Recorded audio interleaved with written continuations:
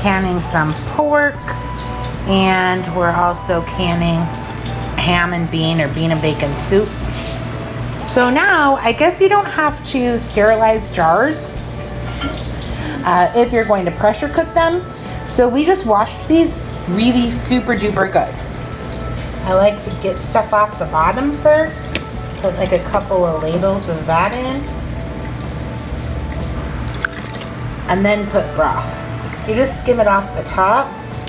You end up with a jar that has like all broth and no goodness. So we're doing like 1 inch headspace. And I'm trying to look through the camera while I do this. So I'm probably making a mess. Oh yeah, way overfilled that baby, look. Like to the top. I think Abby's getting her mama's spoon, ladle thingamajigger. She is. Wait, gosh. Can someone hold this? So we have 1 inch headspace. I don't know. So again, we're gonna fill a jar. We put like 3 ladles full of the goodness, and now some liquid goodness goes in on top. I have a feeling that I'm gonna end up with a lot of goodness. Okay, 1 inch of headspace. And they make tools to measure. Confession, I don't have one of those tools.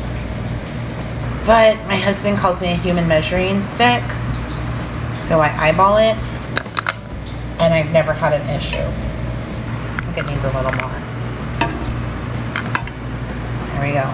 So I'm not sure if you have to heat up the lids or the rings anymore. So one step that sometimes people forget is to always check the mouth of the jars to make sure there's no cracks. And after you pour the stuff in, you take a clean rag with vinegar, white vinegar, and you clean all the way around it to make sure there's no debris or anything on there.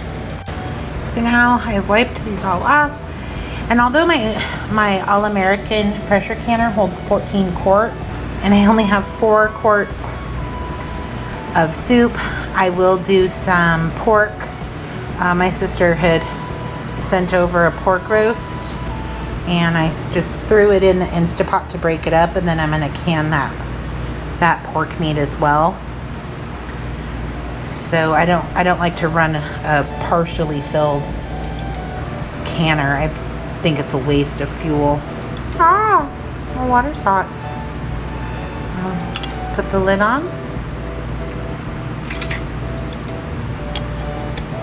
And then the ring, and the canning books and even websites that I've seen say make it housewife tight. Well, I'm a pretty strong housewife, so I think you just make it snug is their point.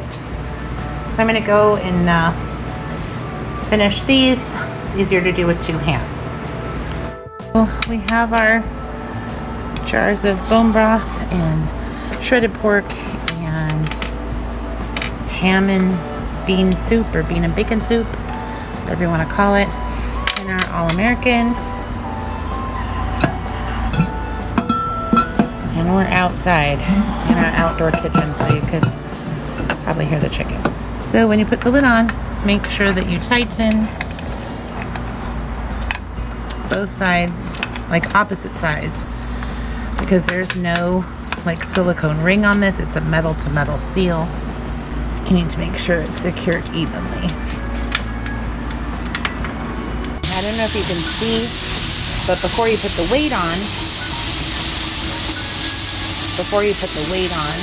you have to wait till you have a steady stream. We can't see it right now because of the time of day. And where we're located, because we're doing meat and bone broth and beans, it all processes at the same time. And that would be 90 minutes after you put the 10-pound weight on. So you let it steam, a steady stream, for 10 minutes before you put the weight on. And then you let it come back up to pressure, and your weight should jiggle at least 3 times a minute.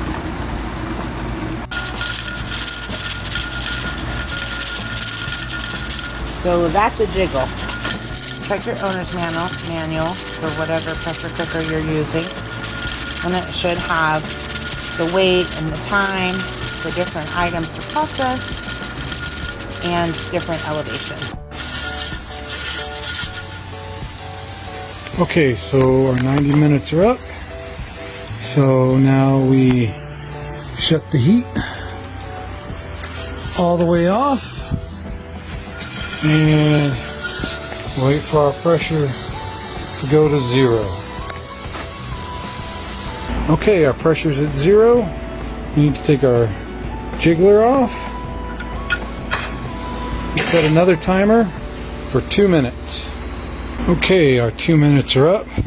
So now we're going to remove the clamps around the side in a kind of a star like we put them on before.